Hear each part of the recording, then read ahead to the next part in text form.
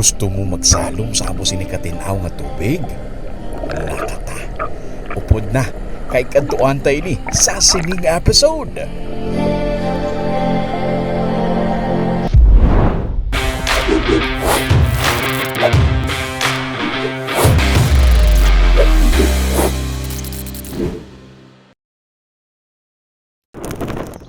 Nagsugod na ang habagat season.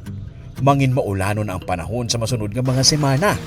Kag kun maulanon, magabugnaw na ang weather kag doble ang katugnaw kunyara sa kabukiran.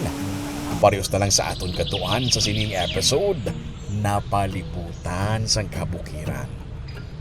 Mayara sila sang camping ground kag may palaliguan nga sapa nga apo sinikatinaw ang tubig. Bisan mainit ang panahon, hindi mo mabatsagan kay mabugnaw ang dapya sa hangin pero maghapon-hapon na nagapalanuhot na ang tugnaw. Ini ang lugar nga hindi mo kinahanglan sang electric fan o kun aircon. Habol ang kinahanglan mo diya. Ini ang ginatawag nga Bugay Campsite. Dugay-dugay, ihatag kong directions pakadto diri ha.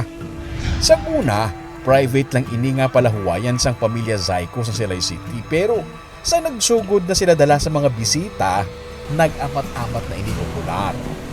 Sino bala magpinsar nga sang una, talamnan sang humay ini, kag subong, amo na sini ang iyang hitsura. Baling ini bago lang na diga nag-open nga Private niya. private ni sa una. Sang tag iya lang yan do palawayan. Oo. Tapos, Dogin ano ini sa public nga duga parkila sila. pwede makatinera de. Sa bato ng bisita. Nang bato nila bisita. Sa ibabaw nga parte, may A-type nga balay nga pwede rentahan at 2,500 pesos para sa 8 persons. Sa ibabaw pagid, may malapad-lapad nga tapan nga area para sa camping. Ang area napalibutan sang kabukiran.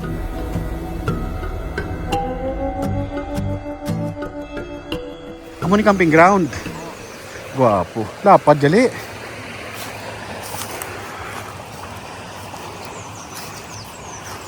Butang kawayan wala nga dito tindog, Oo. tindog, kalibutan suga.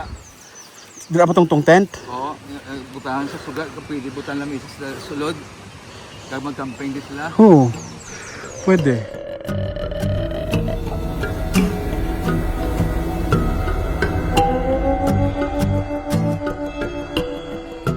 Ang bukid sa Atuba, ginatawag nila nga banderahan, kay inikuno ang ginbutangan sang bandera sa mga Hapon Santo.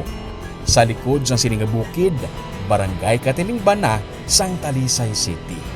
Ang tubig halin sa ibabaw, nagailig diri sa idalom. Amo sini ang ginapaliguan sa mga tawo diri kay lantawa bala kung ano katinaw.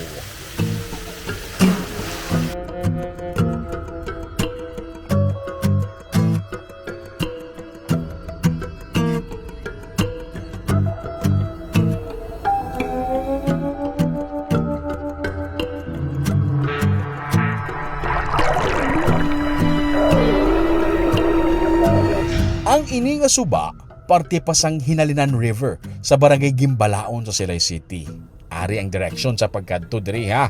Alin si airport, rektahon mo lang ang dalan pakadto sa likod.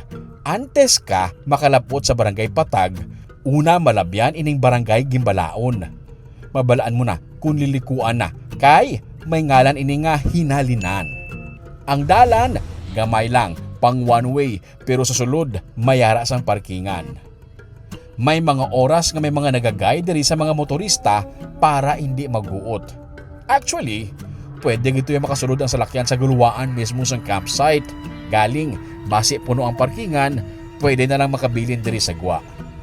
Mga 5 minutes lang man nga lakat, ara ka na sa Bugay Campsite. 20 pesos ang entrance para lang pang-maintain sa lugar. Sinimana pa lang ini sila nagsugod sa pagbaton sa iban nga mga bisita. May fee lang para sa mag-camping, 150 pesos kung gamay nga tent, kag 300 pesos kung dalagko. Meron sa mga tiyanggi sa guluwaan nga pwede mabaklan sa mga pagkaon. Wala pa gid sila nag-aakomodar sa madamo nga bisita para hindi magginuto sulod. Kung nagaplano nga maglagaw diri, mag-message anay para panigurado nga may plastaran ka. Mas mayo magpa-reserve gid. Oh, mas mayo gid nga magpa-reserve ka kay para nga maano ka di sang Iplastaran ka pa. Okay, wala pa kami mayo katid. Limitado na. Pero bara pa lang. Paano ka magpa-reserve? Sa Messenger guro, yan ni Remo, RJ Bautista kag kay Ansel Psycho. Kag pwede man sa akon kay Noel Garcia. Noel Garcia sa Facebook, sa Messenger. Oh.